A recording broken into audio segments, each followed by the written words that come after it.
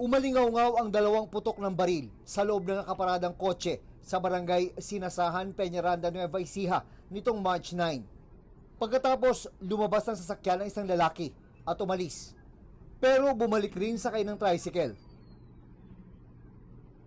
May ibinuhos sa loob ng kotse. Saka ito sinindihan. Tumakas siya at ang tricycle driver.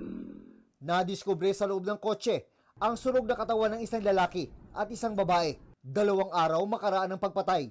Nahuli ng PNP ang 4 na individual. Ang babaeng utak daw sa krimen, kanyang asawa at 2 nilang tauhan na mga accessory raw sa krimen. Ang naging susi para makilala sila, galing din sa babaeng biktima. Bago kasi siya patayin, nakapag-selfie ang babaeng biktima, nakita ang babae at lalaki na nasa backseat ng kotse. Ipinadala niya ito sa kanyang asawa. Base sa investigasyon ng PNP, magkaibigan ang babaeng biktima at ang primary suspect.